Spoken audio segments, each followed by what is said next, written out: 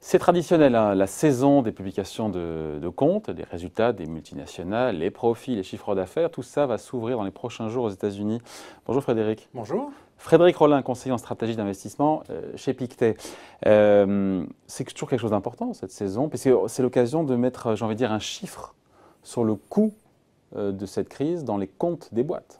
Exactement. Enfin, les profits, c'est bien ce qu'on cherche dans une entreprise. Hein. Ouais. Au fond, la performance financière qu'on aura sur une entreprise, ça sera l'accumulation des profits qu'elle sera capable de produire. Et puis, ça va en plus nous donner des informations à plus court terme sur la gestion de la crise, qu'est-ce qui se passe réellement. Parce que le trimestre dernier, on a eu vraiment très peu d'informations, au point qu'au cours des derniers mois, en fait, je regardais une note de recherche sur les 500 sociétés du Standard & Poor's, donc quand même des sociétés tout à fait bien établies, importantes. Il y en a aujourd'hui 400 qui n'ont pas encore donné ce qu'on appelle de guidance, donc d'estimation pour la fin de l'année. Et puis on avait eu des résultats évidemment tout à fait catastrophiques. Hein. Le premier trimestre a été très très mauvais, puisque déjà la pandémie était là. Et pour autant, depuis, les marchés ont fortement monté. Donc on se retrouve dans une situation aujourd'hui où on a eu des profits particulièrement médiocres, mais une performance absolument excellente, et sans véritablement, de la part des entreprises, une vision claire sur les 12 prochains mois. Donc nous avons faim sur les marchés d'une certaine information. Ils ne sont pas assis un peu les investisseurs sur ce deuxième trimestre quelque part? Ils ne sont pas un peu, pardon? Ils ne se sont pas un peu assis dessus en disant mais finalement on sait que ça va être mauvais et on se projette. Est-ce qu'on commence à y voir plus clair d'ailleurs? Ce que je pense, c'est qu'effectivement, on va avoir, puis ça va être, voilà, pour une société, pour une banque par exemple, c'est quel va être le montant des prêts non performants qu'elle va vouloir inscrire sur son bilan. Bon, je dirais que ça va dépendre aussi de sa politique, de ce qu'elle veut faire, de son ressenti, etc. Donc je pense qu'effectivement, les publications du deuxième trimestre vont être importante, mais pas tant que ça. On sait que ça va être mauvais. Mais ce qu'on voudrait avoir, et là quand même, il y aura peut-être les entreprises vont être un petit peu plus capables de nous le donner cette fois-ci. Les confinements pour l'essentiel sont terminés. On commence à avoir des chiffres économiques qui reviennent à leur normale, des PMI qui sont un petit peu moins éloignés de 50 qu'auparavant. Donc on va s'attendre. Ce qu'on va regarder au fond, c'est pas tellement ce que les entreprises vont publier sur le deuxième trimestre. Ça aura une certaine importance, mais relativement médiocre. Après tout, c'est un trimestre dans la vie d'une entreprise, c'est pas grand-chose. Mais qu'est-ce qu'elles vont nous dire sur la fin de l'année?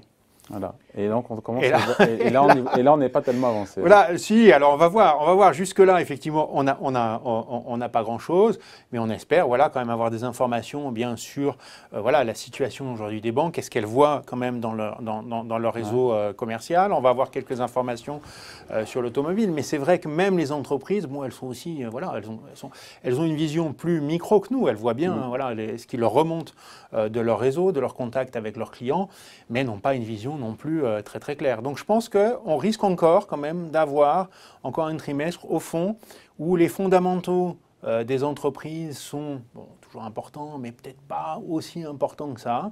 Mais ce qu'on va regarder essentiellement, eh bien, ça va être les banques centrales, encore une fois, on connaît l'histoire, ou les chiffres économiques, etc. Et quand même, la visibilité arrivera plus, parce que toujours on va se poser la question, septembre, quelle va être la situation de l'emploi, quelle va être la situation du chômage? Je pense que les entreprises n'en savent pas forcément plus que les macroéconomistes aujourd'hui. Oui, mais les marchés attendent, font des projections. Quelles sont les attentes des marchés en matière justement de profit? Pour nous, les attentes aujourd'hui, quand on regarde les attentes des macroéconomistes, et nos attentes aussi en tant que, quand on regarde les données sur la croissance économique, il y a un lien très fort entre croissance économique et profit, évidemment. On va se situer plutôt sur l'année 2020, plutôt à moins de 30, et on a certaines... Moins 30%. Moins 30% sur une année, voilà. C'est attendu sur quel marché? Ça, c'est globalement. Sur les marchés mondiaux, avec en Europe, comme on est sur des secteurs qui sont souvent plus cycliques, l'automobile, les banques notamment, probablement quelque chose de plus important en termes de baisse. L'Asie tient mieux que les États-Unis, qui tiendraient mieux que l'Europe. Au total, à peu près moins de 30%. Attendent du moins 30% en 2020 sur les profits. Alors, les macroéconomistes qui regardent les données macroéconomistes attendent du moins de 30%. Les analystes qui regardent les entreprises et discutent avec les entreprises sont plutôt autour de moins 20%. Attention, nous, ce que nous pensons, c'est compte tenu de l'état de l'économie aujourd'hui, source de déception, ça. Hein. On pourrait avoir quand même des déceptions. Ah bah ouais. Alors là, je parle sur l'année. Hein. On pourrait quand même avoir des déceptions avec d'un côté la publication du deuxième trimestre. Bon, là, on aura des chiffres. Et puis les anticipations. Peut-être que les marchés vont devoir comprendre que c'est un petit peu moins bon que ce que les analystes veulent croire. C'est notre pari aujourd'hui, on verra. Ouais. Voilà. Il y a des pays, on finit là-dessus, hein, Frédéric, il y a des pays où la visibilité est meilleure pour le coup? Alors, la visibilité n'est pas énorme dans les pays développés, elle est bien meilleure hein, aujourd'hui, notamment en Chine. Hein, puisqu'en Chine, bon, c'est là que ça a démarré.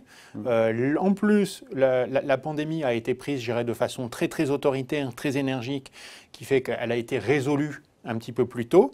Et on a déjà quand même en Chine les signes quasiment d'une reprise en V. Hein, quand on regarde les PMI, quand on regarde les données. Alors pas partout. Hein. Certains disent que c'est beaucoup plus timide que ce qu'on veut bien nous faire moi, croire. Moi je vois la production industrielle est pratiquement revenue sur des niveaux normaux. Les PMI sont déjà au-dessus de 50. Donc au niveau de la consommation, ça n'arrive pas encore. Donc, voilà, la conso est en retard en Chine. Oui, alors on n'aura pas une reprise. Enfin, on a quand même une très belle reprise. Et puis à un moment donné, ce qu'on appelle, d'après le gouverneur, je crois, de la Banque de France, une reprise en aile d'oiseau. C'est-à-dire que ça.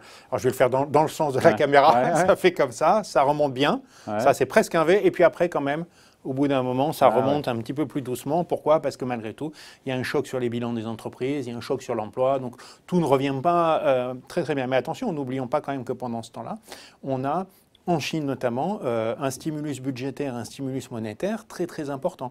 Les chiffres ne sont pas mauvais en Chine. On a eu des chiffres notamment sur les profits des sociétés industrielles, donc d'estimation, qui sont aussi plutôt bons. Donc dans l'ensemble, en fait, et on voit hein, ces derniers jours, le marché, peut-être, bon, il y a cette histoire d'articles dans le magazine chinois, mais on voit bien que, eh bien, au fond, peut-être certains investisseurs sont en train de se préparer, ils se disent, on aura quand même plus de visibilité en Chine, de meilleurs résultats. Voilà, aux États-Unis, en Europe, ça va être peut-être un peu meilleur qu'attendu, pourquoi pas, mais en tout cas, ça va rester assez flou. Donc peut-être que les investisseurs, en recherche de visibilité, vont s'intéresser d'un petit peu plus près sur le marché chinois, d'autant que ces valorisations sont faibles. Donc c'est peut-être aussi ça qu'on voit aujourd'hui dans l'accélération qu'on a sur le marché chinois. Meilleure visibilité, c'est peut-être ce que les investisseurs vont aller chercher dans la publication des résultats. Bon voilà, en tout cas, source de déception pas pour les marchés en vue de cette publication. Ça commence cette semaine, hein. On y est là. Alors voilà, il y a quelques sociétés. Mais le gros, en fait, ça va être à partir de la semaine prochaine. Et puis vraiment, c'est seulement à partir de la dernière semaine de juillet qu'on commencera à pouvoir dire, voilà, ça a été décevant. À la fois le passé, etc. Voir encore une fois ce que ça a coûté aux boîtes, et puis voir les prévisions, ce qu'elles nous disent sur les prochains mois ou trimestres. Voilà, ce qu'elles vont nous dire pour les prochains mois. Et on voit d'ailleurs que... Ça comptera peut-être tout autant. Hein. Oui, ça comptera, je pense, beaucoup plus. Ouais. Beaucoup plus, oui. Voilà, comment est-ce qu'elles vont se sortir de cette crise? Comment elles vont se projeter? Au fond, de ne pas avoir beaucoup vendu de voitures quand les boutiques étaient fermées. Ça ne dit pas grand-chose sur une entreprise. Par contre, voilà, quels sont leurs carnets de commandes, combien elles pensent en vendre, est-ce qu'elles ont des demandes de la part de leurs clients, etc. Ça va être vraiment important. On va scruter ça avec attention. Merci en tout cas. Merci beaucoup Frédéric Rollin, conseiller en stratégie d'investissement chez Pictet. Bonne journée, bye.